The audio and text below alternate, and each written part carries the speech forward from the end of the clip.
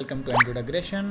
आप लोगों से एक सवाल है, एकदम सिंपल सा सवाल है। इसे ऑनेस्टली दिल से जो आवाज़ है और अपने फ़ोन के अंदर झांक के देखना कि आप कौन सा पेमेंट ऐप यूज़ करते हैं।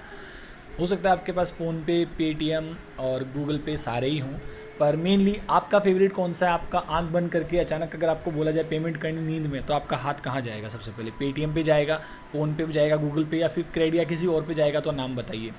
बिकॉज मैं जैसे देख पा रहा हूँ हर साल या हर महीने जो ट्रांजेक्शन होते हैं उसके रिकॉर्ड में गूगल पे सबसे ज़्यादा ट्रांजेक्शन कर पा रहा है, फ़ोन पे उसके बाद करता है और पेटीएम उसके बाद आता है।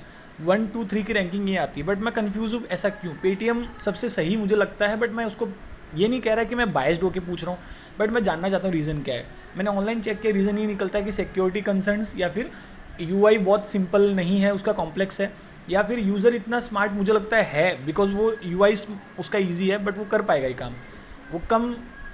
और उसको क्या सिंप्लिसिटी चाहिए, आई थिंक फास्ट है पेटीएम। एंड जितनी सर्विसेज पेटीएम ऑफर करता है आई थिंक बाकी लोग नहीं करते, बाकी ऐप्स। बट और यहाँ पे जैसे मैंने देखा रेटिंग्स भी, इनफैक्ट ये भी हो सकता है गूगल पे अपने गूगल के तरफ से एंड्रॉयड के अब नए वर्जनों में बाय डिफ़ॉल्ट इंस्टॉल आता हो, वो अलग बात है। तो एक तरीके से उसके डाउनलोड इस तरह से बढ़ गए हों, जैसे 50 करोड़ यहाँ पे डाउनलोड दिखा रहे हैं, फ़ोनपे के मैंने देखा 10 करोड़ दिखा रहे हैं, पेटीएम के दिखा रहे हैं 10 करोड़ डाउनलोड्स।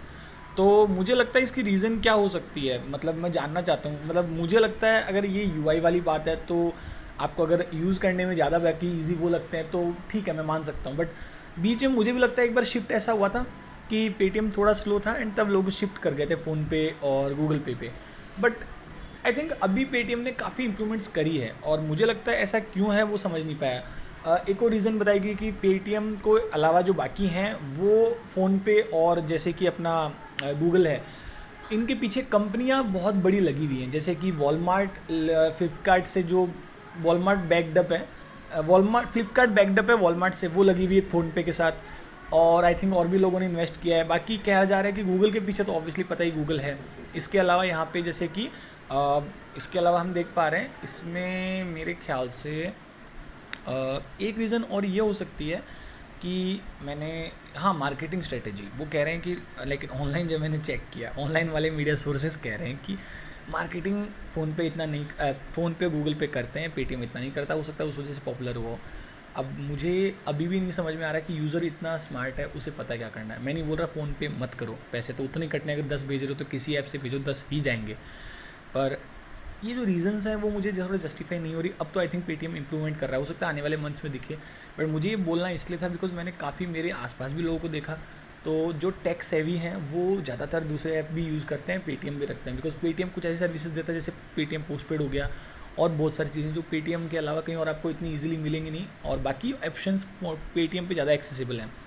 तो देखते हैं क्या रीज़न है। बाकी यहाँ पे रेटिंग्स में भी मुझे लगा वो सही है। बाकी मैं, हो सकता है बाइस्ड भी हो सकता हूँ, बट मुझे जस्ट ये लगा कि पेटीएम पीछे अपने आप कैसे रह गया, या लोगों ने स्विच क्यों कर लिया। तो मैं आपसे ही सीधा पूछता हूँ, इसलिए मैंने सवाल किया कि आप अपने दिल पे हाथ रख के बताइए, अपने फ़ोन पे आप बाय डिफ़ॉल्ट जाते हैं तो कौन सा ऐप खोलते हैं। बस मुझे आंसर जानना है, मुझे और कोई इशू नहीं है। मैं भी इन तीनों में से जब जो काम करता है वो यूज़ करता हूँ। बाकी मेरा जैसे मैंने क्रेडिट भी बीच में ट्राई किया, फ़ोन पे करता ही हूँ, उसके अलावा पेटीएम भी करता हूँ। मेरे जैसे फ़ोन है, एक तो ये रीज़न कहीं आई नहीं थी, बट मुझे लगता है अब तो लोग काफ़ी शिफ्ट हो गए नए नए फ़ोनों पे। बट मेरे साथ ये हुआ था, एक मेरा एक्सपीरियंस है कि पुराने फ़ोनों पे कंपेयर टू गूगल पे, फ़ोन पे, पेटीएम बहुत अच्छा चलता है। एंड उसने उसका जो यूआई और यूज़र को लेके जो बना रखा है वो हर फ़ोन में, नए वालों पे तो चलेगा ही चलेगा, सभी ऐप्स अच्छे चलते हैं। बट पुरानों पे मैंने देखा, मेरे इससे, मैंने जैसे Redmi Note 5 Pro यूज़ कर रहा हूँ, मेरा इसके पहले का स्ट्रगल था, एक बहुत ही लो स्टोरेज का फ़ोन था। एंड उसमें आई थिंक एक ही ऐप एक टाइम पे इंस्टॉल कर सकता हूँ। मैंने ट्राई किया था पेटीएम डालने का और पेटीएम ही रखता था मैं ज़्यादातर। उसके अलावा मैं अगर कुछ और ऐप होता है दूसरा तो भी मैं ट्राई करता था वो डालूँ इस तरह से। तो मेरे ख्याल से देखते हैं क्या रीज़न रह सकती है। बाकी एक बार आप भी बताइए। मतलब पुराने फ़ोन्स के लिए तो पेटीएम बहुत अच्छा है। फ़ोन पे भी मैं यूज़ करता था, बट मेरे कभी कभी चलता नहीं था। होता नहीं कि किसी ऐप की साइज़ कम है बट फिर भी वो ऑपरेट करने में बहुत टाइम ले रहा है मेरे फ़ोन में, ऐसा हुआ था। फिर मैंने थोड़ा सा फास्ट फ़ोन पे स्विच किया, तो मेरे एटलीस्ट मैं शकुलतापूर्वक, शांतिपूर्वक ये सारे ऐप चला पा रहा हूँ, एक साथ मल्टीपल ऐप रख पा रहा हूँ। तो मैं इसीलिए टेस्ट करके अब आपके सामने ला पा रहा हूँ। तो ठीक है, यही थी बात दिल की, आपसे कह दी। अब आप अपनी दिल की बात कहिए कमेंट में, या फिर आपको लगे फिजूल की बात है तो जाने दीजिए ना। पेमेंट ही ऐप है, मैंने जैसे कहा 10 रुपये भेजेंगे तो 10 रुपये ही जाएंगे, तो टेंशन क्या छोड़िए। कंपनियां हैं बहुत सारी, चलती रहेंगी।